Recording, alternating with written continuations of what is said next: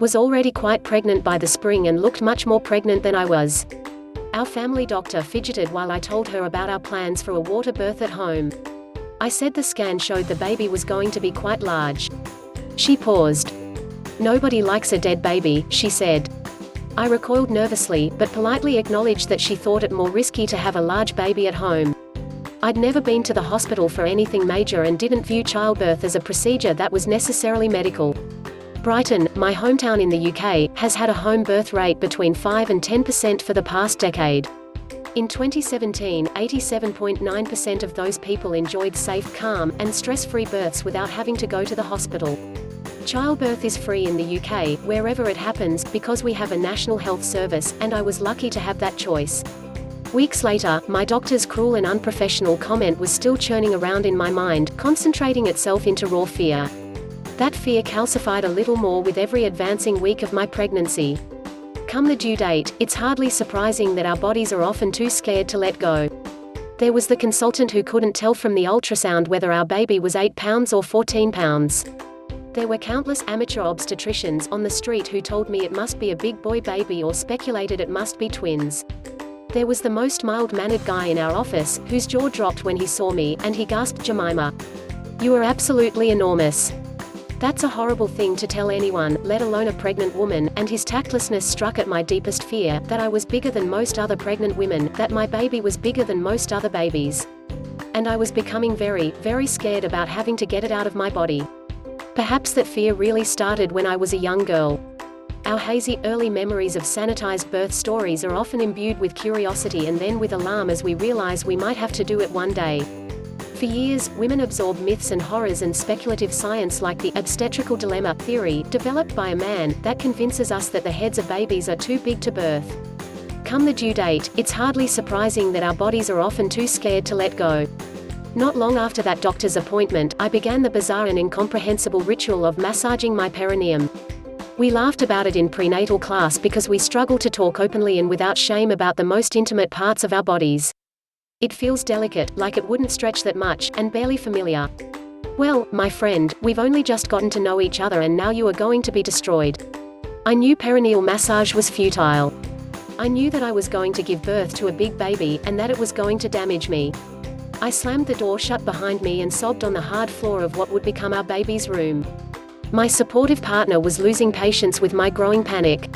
I felt so far away from him because I couldn't describe how my mind felt like a prisoner in a body that was spiraling into an overwhelming, powerful, and unknown experience I had no control over, and after, my life and my body would be forever changed. Whatever the fuck was about to happen to me, at 8 months pregnant, there is no going back. IIWAs, I will say, completely fucking incredible giving birth to that huge baby.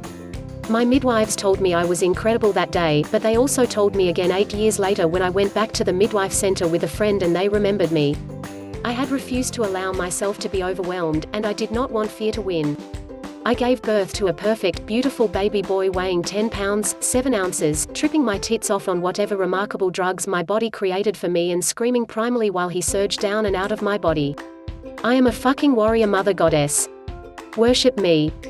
Most women cope with pregnancy and birth by creating a comfortable place somewhere between the medical advice, the stories of friends and family, natural childbirth principles, and their own instincts. I never felt I was quite there, perhaps because I find it hard to ask for support from friends, or I had some expectation that I should be able to cope on my own because women give birth every day and it shouldn't be that much of a big deal. Or maybe I was just aggravated by pushy doctors and slightly resistant to going along with them. I also didn't have one of those mothers who holds you and says it will be okay, and so I tried to create that for myself by leaning heavily into natural childbirth. I wanted nothing more than to sink into the loving, compassionate arms of Ina May Gaskin and have her hold me until the whole thing was over. I made my hair into one long plait and lovingly pored over spiritual midwifery's romantic hippie stories of women embracing their rushes and celebrating the glory and wonder of it all, even when births went wrong. I found a doula who wore floaty skirts and seemed to slightly enjoy our discomfort as she showed us pictures of her vagina while she was giving birth. Later, when she put warm flannels on my lower back during labor, I loved her, and when she made us fresh vegetable soup and cleaned up the blood-soaked towels, she felt like a mother. After my son was born, I held him and marveled at him. I didn't notice at the time, owing to the tripping, but the birth pool started filling with blood and they sent me to the hospital. That was when it all started to go a bit wrong. When the baby had moved down the birth canal, he hadn't turned quite enough. The midwife became concerned, so she stuck her fingers inside me, hooked them under his armpit, and pulled him down. That was when I tore badly. There's a reason they never mention fourth-degree tears in pregnancy books, and started to bleed heavily. At the hospital, they handed the baby to my partner and took me into surgery for an hour and a half, the surgeon making polite conversation about sushi and sashimi while he sewed me back together, and in my terrified delirium that felt like some kind of vicious joke about the state of my body. I have never been as scared as I was that night. My partner wasn't allowed to stay that night, so I was there alone with the baby. I had lost a British pint and a half of blood and was so full of drugs and adrenaline and panic that my head wouldn't stop spinning. I felt like I'd been hit by a truck. I thought I was with 12 other women, but later realized I was in a small room with 3 others and that my sobbing must have kept them awake all night. I was on the same blood-soaked sheets that I'd been lying on in surgery hours before. Blood was drying and crusting onto my skin. The baby was crying and I couldn't move, let alone reach him to comfort him. I couldn't reach the call bell. I felt such a weight from both the responsibility of needing to care for him and the impossibility of not being able to. I was failing already. I have never been as scared as I was that night. There was no one there for me or for my beautiful baby, and when I think back, I know I was in deep shock over everything that had happened. All night, I counted down the hours and then the minutes until my partner arrived, at exactly 8 a.m., his face pale with worry for me and with a huge bouquet of blue flowers in his arms, the petals of which floated off around the ward as he walked in. See, childbirth is like tripping. Your animal brain needs to be with people you trust, somewhere you feel safe. Then you just have to go with it. Contractions are not unlike vomiting, uncontrollable, surging muscles that you can't contain or manage. It is frightening to have a huge amount of uncontrollable energy surging through your body as you give birth, but you have to let your body do it. Part of me is still in shock about that first birth, and I feel a deep sadness and disappointment that it was so frightening for both of us. I never had time to deal with the trauma of it because I had a newborn, and then I was back at work, and suddenly he was a toddler, and I was pregnant again. A counselor carefully ran through my medical notes and reassured me that actually it was, on balance, a good birth and unlikely to be so dramatic the next time. She was right, and my next baby arrived in 4 hours, again at home. He was 10 pounds, 5 ounces, and my second-degree tear was a walk in the park.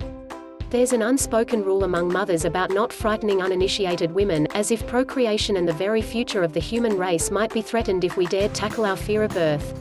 But perhaps fear of birth is actually fear of death. What I really confronted was my own mortality.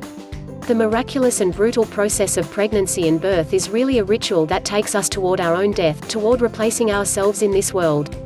I want to go back and hold that terrified, delirious, sobbing woman and tell her she did an incredible job and that she will grow to love motherhood, with all its demands and sweetness and madness, because it will also show her how to love and care for herself. And that what matters more than anything is that astonishingly profound love between her and the beautiful baby boys she brought into the world.